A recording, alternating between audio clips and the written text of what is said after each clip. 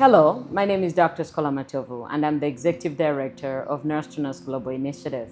And today we are speaking with Ms. Agnes Nambozo. Agnes Nambozo is a courageous Ugandan nurse, bringing life-saving care to some of the most remote mountain communities in eastern Uganda. To reach families cut off by geography, she regularly climbs a dangerous 1,000-foot wooden ladder carved in a steep cliff, a height that is too risky for children or mothers carrying babies, and they seek to attempt. And at the top, Agnes delivers essential nursing care, health education, and hope to communities that would otherwise have no access to health care. Her extraordinary dedication has earned her international recognition. For example, in 2024, when Bill Gates named her a hero in the field. Today, Agnes is being honored by the American Nurses Association with the 2026 ANF Health Equity Global Impact Award, which recognizes nurses advancing health equity and transforming lives worldwide. As Nurse to Nurse Global Initiative, we are honored to join ANF in celebrating Agnes's courage, passion, and global impact through nursing. Well, welcome, Agnes. Thank you. You have been quite popular over the last couple of years. Yes. Oh my gosh, I think you are the epitome of what hardworking looks like in nursing, especially when you're working under such extraneous circumstances. We are so proud of you. We are proud of you as Ugandans. We are so proud of you as nurses. And really, we are proud of you as fellow human beings, that the work you do makes such a difference. So congratulations. Thank you. Yes, yes, yes. So let's start from the beginning. We want to hear a little bit about you. For example, tell us a little bit about nursing. Why nursing? What really inspired you to become a nurse? What inspired me to become a nurse, when I was growing up, I used to admire nurses, first of all. I used to admire their dressings, their smartness. So as I was growing up, I picked it. And when I reached senior 4, I remember telling my mother I wanted to go for police, for army. Yeah. Or become a nurse. Right. So my mom told me, no, you should not go for army. You must maybe become a nurse. Yes. So at least the two, at least among the two, I became one. Yeah.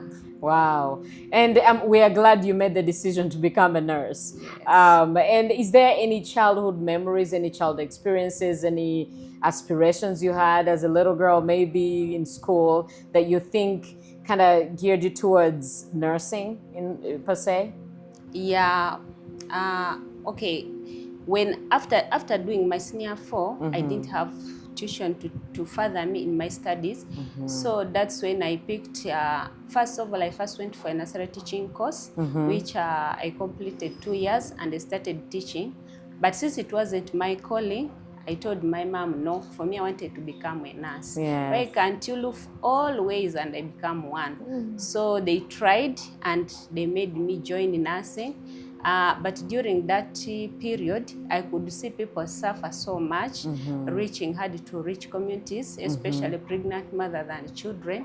So I was like, if I become one, I have also to extend my hand and help them, give them comfort, give them care, and be part of them. Wow. Yeah. That's quite admirable. And I think as you say that, I think about the meaning that we carry, in terms of the decisions we make to choose careers, and the meaning that you saw the need to change something or to contribute to some good within your community kind of inspired you even more to get into the profession. That is quite, admirable. And so tell us about how you got to, how your nursing education was, and, your journey to becoming one after this grandiose dream of what you thought you'd be a nurse. So how did you fare on in terms of your education experience? Okay, in my education experience, as I've said, after sitting my senior 4, okay, my family is not well off, so I failed to go to senior 6. So that's when my parents decided to take me to a certain institute to do childhood education. So after childhood education, I didn't feel a calling, as I told you. So my uncle told me, no, we can try, and she becomes what she wants. So after that, I was taken to school. I did my certificate in comprehensive nursing at Nyenga School of Nursing. After serving for some years, then I joined Islamic University in Uganda. I did my diploma, and currently I'm pursuing a Bachelor's of Nursing. Yay! At Upstema University. Congratulations on that. Thank you. You know, I think the more you advance your education, the more you widen your knowledge, and even the bigger contribution that you get to make in your day-to-day work life, and even your own personal life, I'm sure. Very impressive. So tell me about a typical day in your life when you go to work. Walk me through your day, usually how that goes. A typical day begins early, and it's often unpredictable. I attend to patients in OPD. And what does that stand for? Outpatient department. Yes. And the inpatient department, immunization. And sometimes I walk long distance for an outreach.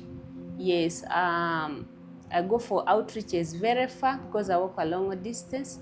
But anyway, every new day comes with its challenges.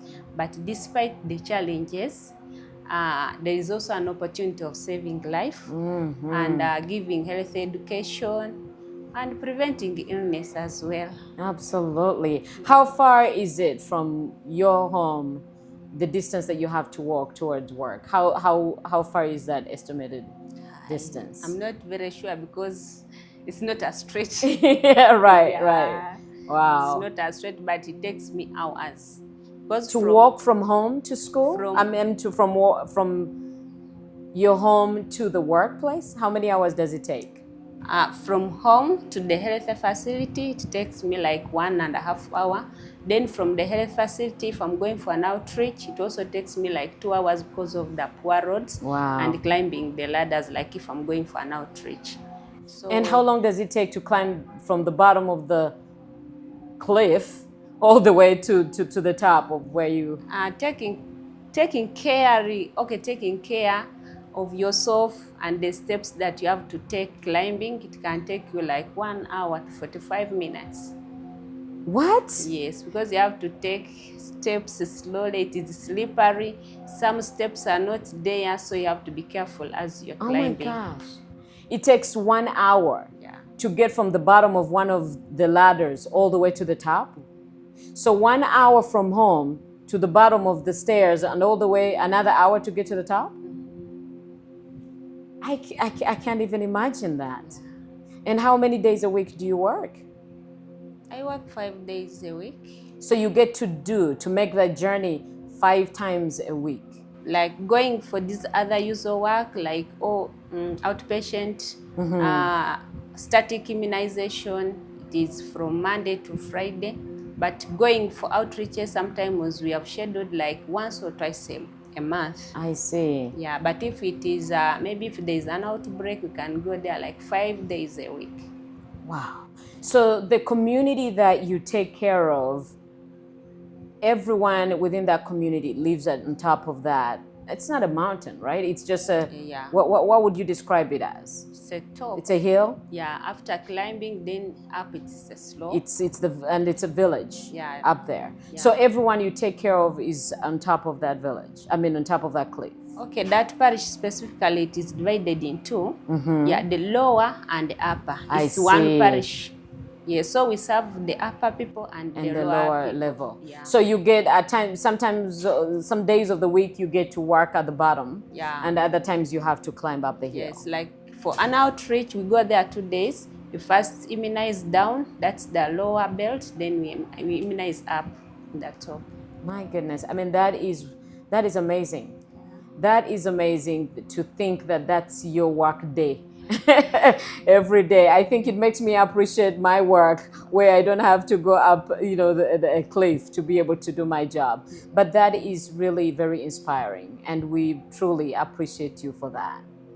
So my next question is there one specific experience in your work life, in your work environment, that is most memorable, whether in a good way or a challenging way, that you can share? Okay, there is this one day. I was still working, but not this specific health facility. It was a health center too, where I was heading. I was in charge, and I remember I was 8 months pregnant, and there are some small ladders also to reach that facility. So that day it had rained heavily, so as I was climbing, I was sloping down, almost like 2 steps to complete the ladders. I felt and rolled, and I was alone, like no one could help me. But I was safe. I didn't sustain any injury. I was fine. I went home until I gave birth like that. So those are some of the challenges. And when it rains, those ladders are so slippery. Again, when it is dry season, there's a lot of dust. Mm-hmm. Again, I'm trying to wrap my mind around that scenario. You're pregnant. How many months were you? 8. You were 8 months pregnant, going up this ladder, where almost at the bottom, where you slipped off slipped and fell, or was it somewhere in the middle? No, I mean, like 2 steps, 3 steps to complete. At the bottom. Mm-hmm. So it wasn't somewhere in, oh my God. Just to think about how dangerous that can be, not just for you, but for the baby. And what a day. And so does that happen for people as well, in terms of people who live on that hill, people who are older, people who are sick? Do they also have to access that same route to go up and down? Yes, that's the only way. There is another route, but that route joins to Kapchora. Yeah, it takes people to Kapchora. So that's the only way and the easiest way to reach the nearby health facilities. So they have to come down. So the pregnant mothers, young children, and specifically up there, children start at school at 10 years so that they can be able to use those ladders. Wow. Yeah. So it's mind-boggling to even think about that. So individuals who are older, 70s, 80s, have to use that ladder and come up and down if they need services or need to be able to go different places? Yeah, those who are able to. Wow. But there are those who are not able, like previously, there were some patients who had the TB, so, and they were not able, like, to come and be picking their refills every time. So whenever we could go there, we would pick the drugs and they take to them. Then I've had scenarios where these mothers have testified how they have failed to push. Maybe they push when it is too late and the babies have died. Yeah. Yes. So thinking about some of those health inequities that are created by, the environment and the systems in which people live and are not able to access the resources and the care they need because of these physical challenges, Yes. first of all, and the health challenges that they have as well. Yeah. And that's, I think, that underscores why it's important to have people like you who are willing to do that work, and why you need all the support that you can get so that you can be able to support these communities, right? Yeah. Remarkable, remarkable. Tell me about the one joyful experience in your work environment that you remember vividly. The joyful experience is, okay, whenever we go to work, I've always got malnourished children. Yeah, those children who are unable, even like their mothers have left them, they are living with their grandmothers. So like we have got those children and we have provided for them. We have cancelled their grandmothers. We have provided them with the Rutafa, and they are doing very fine. Wow, that's good. So to see that gives you satisfaction in what you do. Yeah, and at time I went there, I used to get children who have grown up without any immunization. Like when you try to check in their immunization cards, you find when they have not gotten all the vaccines, all the doses that are required. So when I went there, at least their cards are up to date. At least I feel okay. You feel happy that everybody's getting the resources they need. Yes. That would make me happy as well. So good for you. So what keeps you going? What keeps you going back every day in spite of all these challenges that you may experience? Okay, what keeps me going? Because I know nursing is a calling. Yes. And as Agnes, I think it was part of my life becoming a nurse. I admired becoming a nurse, and I feel fine if I see healthy mothers, protected children, patients getting better. It makes me happy. It makes me happy, and I feel the services I'm providing are doing something. At least there's an impact in the community. You feel the impact that you're contributing. That is great, because I think even being in a work environment that has all the resources there is for you to do your job, if you don't feel like you have an impact, it does not make a lot of difference, you know. And so it's good to know that you have the satisfaction knowing that you're making a difference. So I would like to conclude our exchange here by asking you about what message that you may have for the world. What if there is something that you want to leave this world with as a message, what would that be? Whether it's to the community you serve, to the world in general, our world here in Uganda, or our world as a global community, what would be your message? Okay, my message to the world or here in Uganda is the world should know that I am a dedicated nurse who believes in service, and I want to serve those unseen and undeserved communities. Yes, that's what I believe I should do as a nurse. Okay, despite all those challenges that we go through, I feel these patients need us. Absolutely. Yeah, so we have to reach them. Absolutely. And I always say that, especially when I give these empowerment talks that I do in several universities and different settings or clinical settings. You know, when I speak to most of the Ugandan nurses, they say, well, doctor, you're lucky because you went to America and studied. You know, you have better working conditions. But we are stuck here. What can you say to a nurse like that who says that? For me, okay, it depends on how people think about. Because for me, okay, I've never thought of looking for, I don't know, should I say it, green pastures, or what for me I feel is that in you. How do you feel for the patient? Yes, we are called to serve. I think that's the major thing. Yeah, but when we put money first, or we put good life first, I think we shall not be able to serve the patients. What a selfless attitude that you have. And I think that's why you are recognized now. That's why you are receiving this attention from the world that has just started to know about the work that you do, because you follow your passion and you lead with that core value that you hold of service, from what I hear you say. And like I said, you make us so proud to be called nurses. And I'm extremely excited that I met you and we got to exchange. And most of all, we are so grateful to join ANF in celebrating you, especially with this beautiful award. And so thank you for talking to us, and we're excited. Okay. Thank you, American Nurses Association, for recognizing this worthy nurse who is changing the world.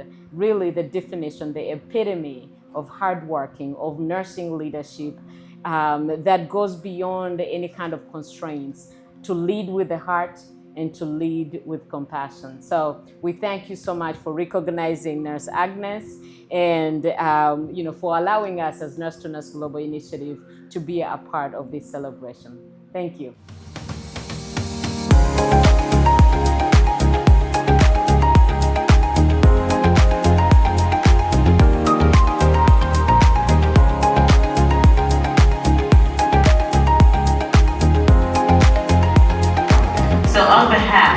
American Nurses Association, we are so proud to present you with the inaugural American Nurses Foundation Health Equity Global Impact Award. Your passion, your tenacity, your fearless service remind us that nurses will always rise, no matter the terrain.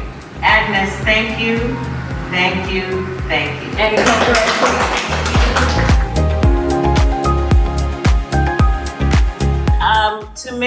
Actually, one more thing I want to share with you. We are going to give you a check for $1,000. Thank you so much.